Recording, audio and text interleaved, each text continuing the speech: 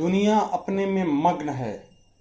इस बीच केन्या के एक विश्वविद्यालय पर जिस ढंग से अल-शबाब के आतंकवादियों ने हमला करके चून चून कर केवल ईसाइयों को मौत के घाट उतारा है, वह दुनिया के लिए आंख खोलने वाली होनी चाहिए।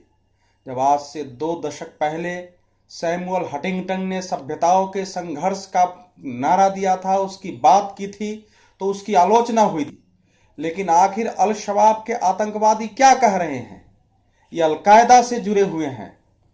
जो बचे हुए छात्र हैं वो बता रहे हैं कि आतंकवादियों ने सबको बाहर निकाला और कहा कि इसमें से जो जो मुसलमान है वो पहले बगल हट जाएं, और उसके बाद उनने सबको गोलियों से भून दिया। और उन्मादी संगठनों को, ऐसे पागल उन्मादी और शक्तिशाली संगठनों को जो कि केवल एक मजहब के नाम पर दुनिया को अपनी मुट्ठी में करने की पागलपन की हद तक जा चुके हैं, आखिर उनसे कैसा निपटा जाएगा? आप देख लीजिए, दुनिया में केवल निंदा हो रही है। संयुक्त राष्ट्र संघ ने निंदा कर दी है, अमेरिका ने निंदा कर दिया है, हमारे प्रधानमंत्री नरेंद्र मोदी ने निंदा कर दिया है। लेकिन हम भूल रहे हैं कि इसके पहले भी इन्हीं अल-शबाब के आतंकवादियों ने 2013 में भी वहां के एक शॉपिंग मॉल पर हमला किया था, और उस मॉल में भी चून चून कर गैर मुस्लिमों को मारा था। अभी फरवरी महीने में ही एक बस को रोक करके और उस बस पर से केवल गैर मुस्लिमों को उतार करके और गोलियों से भून दिया था। तो ये अल-शबाब के आतंकवादी आखिर दुनिया में कैसा संदेश देना चाहते हैं?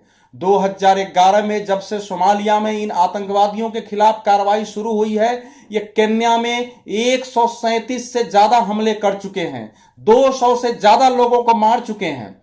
आश्चर्य की बात यह है कि अफ्रीकी संघ और केन्या के सुरक्षा बलों ने यह दावा किया था कि उन्होंने हमलों में अल-शबाब के ज्यादातर आतंकवादियों को मार गिराया है, केवल कुछ मुट्ठी भर शेष हैं, उनको हम खत्म कर रहे हैं।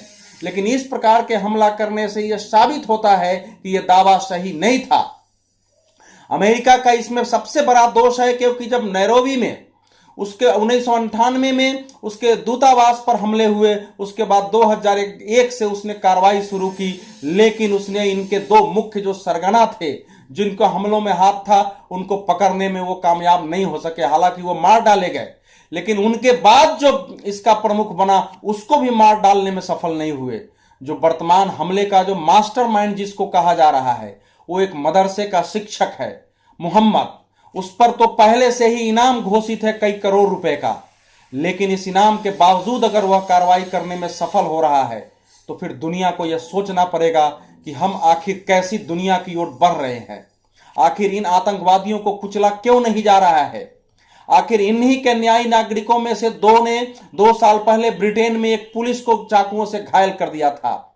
अभी हाल ही में इनका एक वीडियो आया था, जिसमें वो आतंकवादी कह रहा है, जगा रहा है दुनिया से कि ए मुसलमानों, तुम जागो जागो, अल्लाह के आदेश को मानो। और उसने ये भी कहा कि मैं पश्चिम के सभी मुसलमान भाइयों का आह्वान करता हूं, अल्लाह का फरमान है, जहां भी काफिर हैं उन्हें जवाब दो। जब केन्या में मुट्ठी भर मुजाहिदीन लगभग 1 हफ्ते लड़ सकते हैं, तो समर्पित मुजाहिदीन अमेरिका व यहूदियों की चूल्हे हिला देंगे।